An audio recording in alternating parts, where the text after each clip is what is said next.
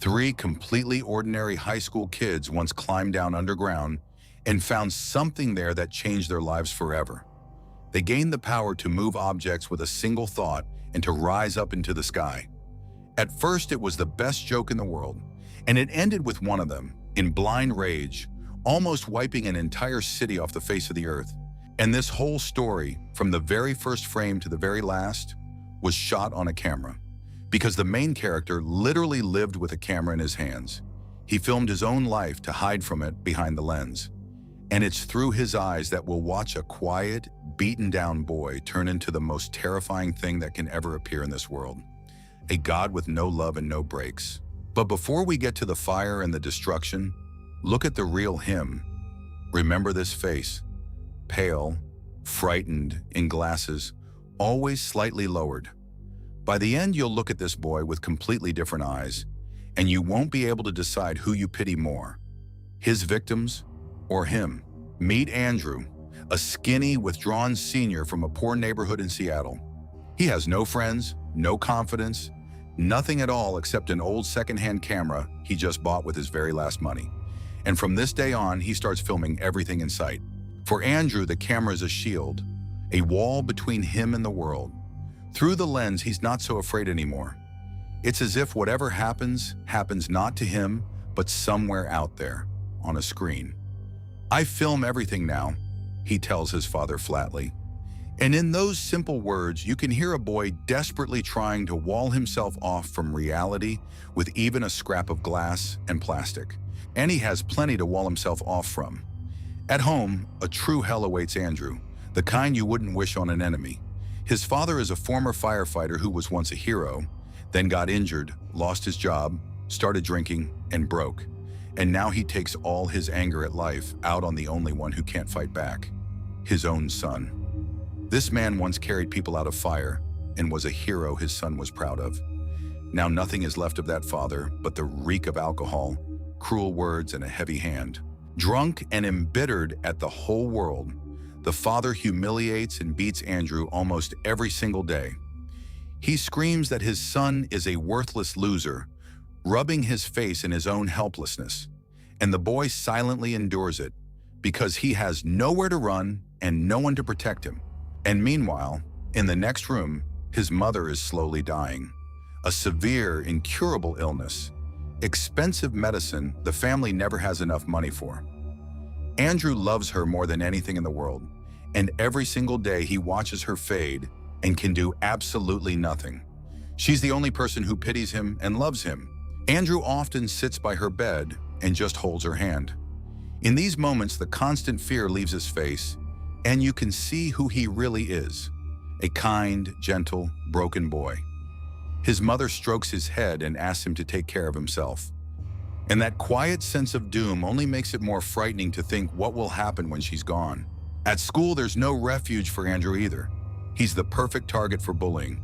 They shove him in the hallways, grab and try to smash his camera, laugh at him, provoke him.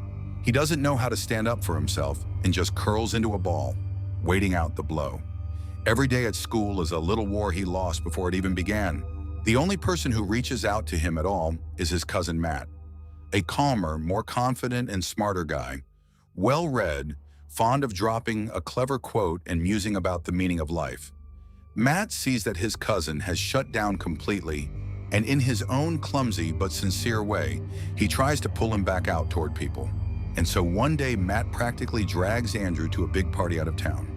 Loud music, bonfires, a crowd of tipsy strangers, fun overflowing. For Andrew, it's pure torture. He stands off to the side with his camera, a stranger at this celebration, filming other people's joy. Joy he has no place in and never will. Of course, it all quickly goes wrong. Some guy doesn't like being filmed, a fight flares up, a shove, and the humiliated Andrew bolts away from the party. He sits down alone in the dark off to the side and quietly cries from hurt and helplessness. And it's in this very moment, at his lowest, that two of them walk up to him, and his life takes its first turn. One of them is Steve, and he's the complete opposite of Andrew. Charming, athletic, everyone's favorite, a candidate for school president. The life of any party. Steve is exactly as popular as Andrew is invisible. And it's this guy, who seemingly already has everything, who for some reason notices the outsider crying in the dark. Steve invites Andrew to come along and help film something truly strange. It turns out that nearby, a mysterious hole has opened in the ground, a pit going somewhere deep down. A low, strange hum drifts up out of the darkness. And the three of them, Steve, level-headed Matt, and hesitant Andrew, climb down underground to see what's there. And down there, something waits for them that has no name and no explanation. In the walls of the underground cavity pulses a huge glowing crystal, shimmering in every color of the rainbow. It hums louder and louder, as if reacting to their presence, and the sound raises the hair on their skin. And then everything around them flashes blindingly bright. The boys are racked with sharp pain, and Andrew's camera goes dark. A few days after that night, the boys start noticing very strange things about themselves. At first, it's nothing. Objects seem to stick to their palms on their own. A thrown ball freezes in the air for a split second. They blame their imagination, and then the truth dawns on them, the kind that makes your head spin and your knees buckle. They can move things with a single thought. And at first, it's pure, undiluted, childlike delight. Three boys, as if back in childhood, play with their new power, giddy with it. They send a baseball racing around the yard without touching it, build little figures out of blocks in midair, prank people in a supermarket by quietly sliding products along the shelves. They laugh as hard and as contagiously as they haven't laughed in a very long time. They film all their antics on camera and rewatch them later, doubled over laughing. For the first time in his life, Andrew feels like he's not a victim, but part of something special and secret that only the three of them share. Their abilities grow every day like a muscle trained hard. The more often and the bolder they use the power, the stronger it gets. What yesterday took effort and sweat today comes easily, like child's play. And along with the power grows the thrill. They want more, further, riskier, to find the limit they still can't see. But even in these first innocent games, a first warning bell sounds that no one pays attention to. When a rude driver cuts them off on the highway and starts leaning wildly on his horn, Andrew, almost without thinking, uses his mind to shove the car off the road, straight into a roadside pond. The boys barely manage to dive in and pull the drowning man out. In that moment, another person's life suddenly meant nothing to Andrew, just an annoying obstacle to be removed. The incident genuinely scares level-headed Matt. He's the first to understand a simple, terrible thing. You can't handle power like this carelessly, or disaster is certain. And Matt sets down rules, simple and ironclad. Never use the abilities against living people. Never, under any circumstances, use them in anger or rage. The three friends solemnly give each other their word. But one of them, the one in whom the most pain has gathered, deep down won't be able to keep that word. And then something truly breathtaking happens. They learn to fly, at first clumsily and unsure, like newly hatched chicks, tumbling and laughing, and then bolder and higher, punching through the clouds. They soar high in the sky over Seattle, play tag among the clouds, tumble in the air.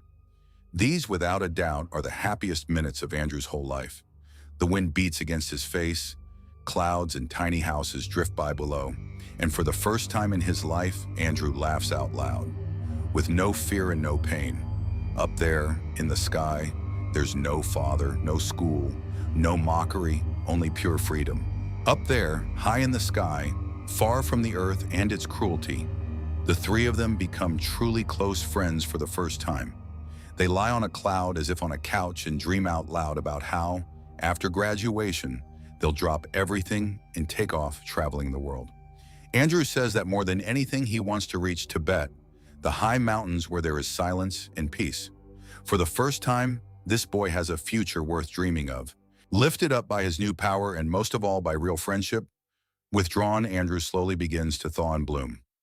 Steve, his new friend, talks him into performing at the school talent show with magic tricks. And Andrew, the eternal outcast and laughingstock, deftly levitating objects under the guise of sleight of hand, suddenly brings the whole hall to its feet in roaring applause. For the first time in his life, people look at him with admiration and interest, not the usual contempt or pity. Classmates pat him on the shoulder, girls smile. It seems life itself has finally decided to turn its face toward him. He has incredible power, he has true friends, he has recognition. Even the girl he's long liked starts paying attention to him. Andrew's gray, beaten-down, hopeless life seems to fill with bright, living color for the first time. He's almost happy, but it's from this fragile, barely reached peak that fate will throw him down, sharply and without mercy. And that fall will turn out to be more terrible than anything that came before. At another loud party, everything collapses in a single evening. Andrew, completely unused to either attention or alcohol, drinks too much trying to seem like one of the crowd. He slips away upstairs with the girl he likes, and here it is, his chance at happiness. But at the most important, most intimate moment, he suddenly throws up. Right on her, in front of the kids who walk in. He had dreamed for so long of finally being one of them, of being liked, of being like everyone else. And now in a single second, in front of everyone, that timid dream turns into a new nightmare they'll throw back in his face for a very long time. It's a humiliation more terrible than he could have invented in his worst dream. And by morning, ugly rumors, snickers, and whispers are already crawling through the whole school. Steve, sincerely wanting to support his friend, jokes clumsily about the incident, and only makes everything worse. The girl is offended to the core, everyone around is giggling. Andrew's fragile, barely won popularity crumbles to dust within a few hours. And once again, just like before, he's left alone with his burning shame and his familiar role as the laughingstock. Only now it hurts far more to fall, because this time he had a chance to feel how it could be otherwise. Andrew shuts down even deeper than ever before, and he begins to look at his power in a completely new, dangerous way. If he's stronger than all these people, if he can do what none of them can, then why, he asks himself, should he keep enduring their mockery and humiliation? Inside him, slowly and coldly, a poisonous thought of his own superiority takes root. And at home, meanwhile, things only get worse and more hopeless. One day, his father stumbles on his son's hidden camera and flies into uncontrollable rage. Out of nowhere, he convinces himself that Andrew blew the money set aside for his dying mother's medicine on this worthless toy. A terrible, humiliating scene begins, and the drunken father raises his hand to his son again. And this time, something in Andrew snaps once and for all. All the pain piled up over the years, all the fear, all the swallowed hatred burst out at once from the very depths. He hurls his heavy father across the room with a thought, without touching him with a single finger. For the first time in his life, his all-powerful tormentor is pathetic and helpless before him. Shaken and emptied by what he's just done, Andrew flies straight out through the window, away from that cursed house. In despair, he rises higher and higher into the sky, straight into the very heart of an approaching storm. Around him are black clouds, a wind that tears at his clothes, flashes of lightning, and he's alone, screaming into the void from unbearable pain, on the very edge of breaking. He wants only one thing, for the whole world to finally leave him alone. But it's at this dangerous moment that Steve finds him. Sensing across the distance that his friend is in real trouble, Steve fearlessly flies up to him through the very heart of the storm. He tries to reach Andrew, to calm him, to lead him down to safety, not to leave him alone. It's the act of a true, loyal friend, and it's exactly what will prove fatal for Bright Steve. Andrew, blinded by pain and rage, screams at him to get away at once and leave him alone. And in that very instant, with a deafening crash, lightning strikes Steve. It all happens in a fraction of a second, without warning. The boy who was the first in his life to ever offer Andrew a hand, who was kinder, brighter, and more human than them all, falls dead from the height. The best of the three dies first, and absurdly. And in this death, there will forever remain a terrible, unanswerable ambiguity. Was it blind chance, or did Andrew's rage have a hand in it after all? Steve's death knocks the last support out from under Andrew. He was already hanging over the very abyss, and now he plunges into it for good. The one person who somehow held him in the world of the living, who sincerely believed in him and reached out to him, has vanished without a trace. And around Andrew, that same icy, hateful, absolute loneliness closes in once more. More and more he spends his time alone, talking to the camera as if to his only friend. And in these quiet monologues, you can hear the last remnant of that kind, frightened boy he was so recently melting away. After his friend's funeral, Andrew changes beyond recognition. More and more, he calls himself the apex of the food chain, a top predator for whom all the other little people are merely prey and feed. He hungrily reads in books a convenient justification. A lion isn't guilty and feels no pangs of conscience when it kills and devours an antelope. Into this cold, merciless philosophy, he hides all of his unhealed pain. And when, out of habit, they try to provoke and humiliate him again, not a drop of his old meek patience remains in him. Andrew answers terribly and out of all proportion, bringing his power down on his attackers so hard that they end up in the hospital with broken bones. Matt is utterly horrified by what his cousin is becoming. He's watching a monster being born and desperately tries to stop it. But their heart-to-heart talk quickly turns into the first fight in history between two real superhumans. They throw each other down the alley, battling with the force of thought, and Andrew, in whom there's now far more rage and power, easily overpowers Matt and coldly orders him to stay away from him. The last living bond between the cousins snaps with a crack. Now Andrew is left completely alone, with a power growing not by the day but by the hour, and without a single person in the world who could hold him back from the edge. And at home, his mother is still slowly dying, and there's still no money for the medicine that could save her. And it's this last desperate love that pushes him to a truly terrible step. The one who only yesterday was afraid to raise his eyes at a bully now calmly walks up against armed men, knowing they have nothing to set against him. The line between victim and predator in him has finally been erased.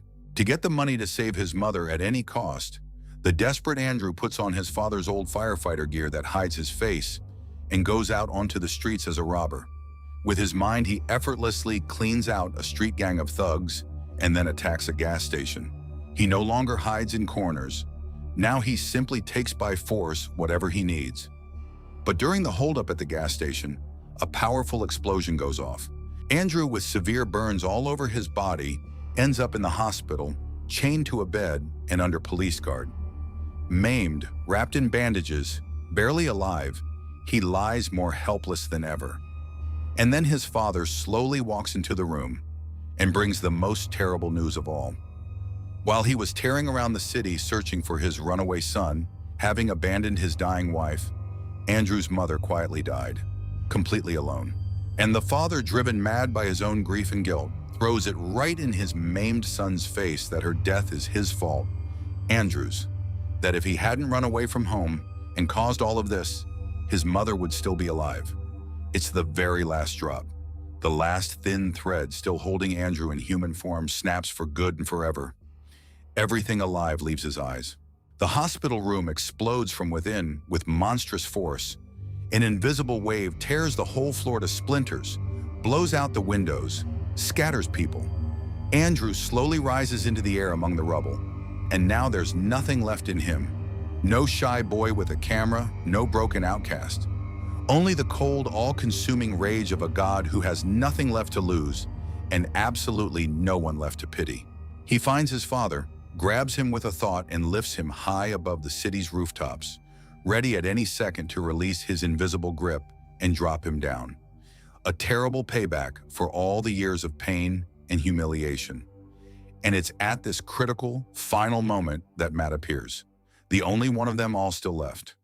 In midair, he catches the falling uncle and saves his life, placing himself as a living shield between Andrew and his last victim.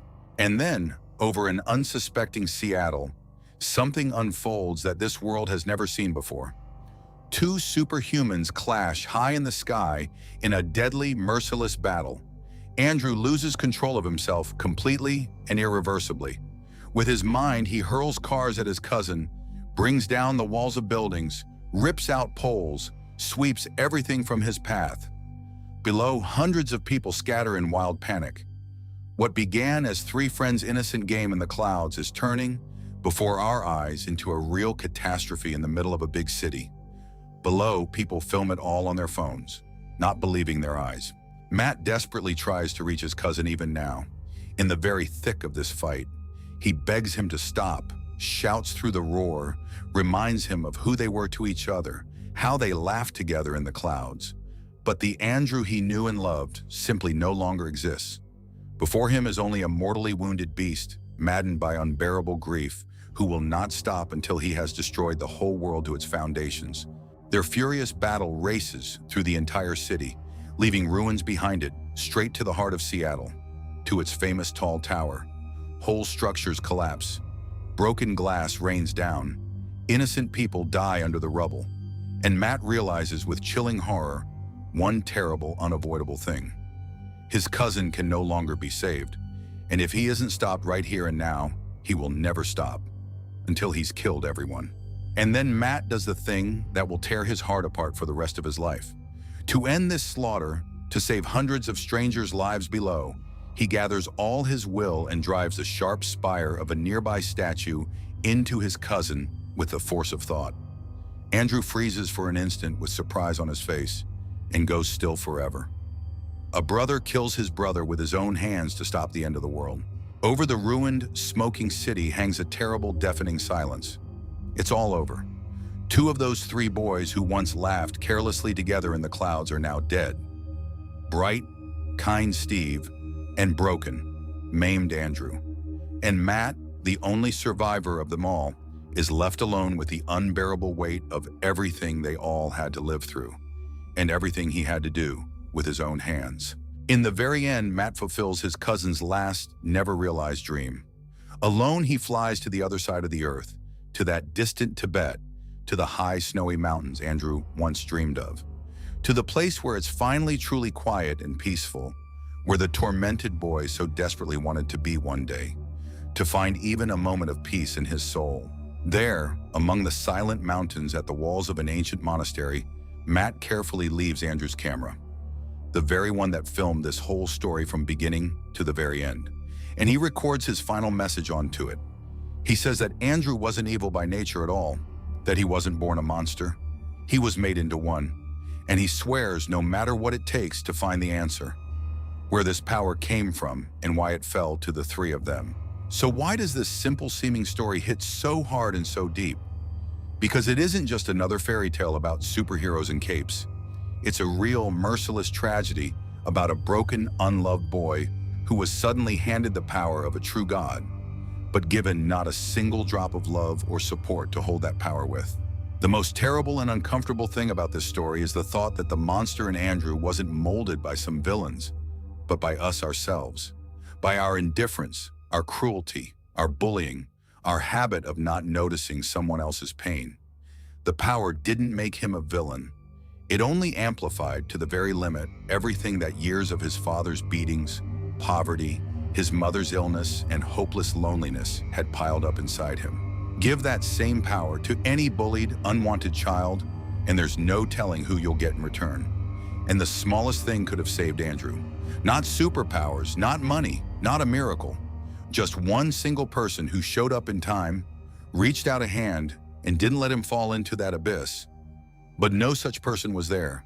If this story got to you, drop a like and tell me honestly in the comments. Who, in your opinion, is really to blame for Andrew becoming a monster? Him, or all the people who methodically broke him for years? And there are more films ahead, the kind that make you flinch and think hard about life. Stick around,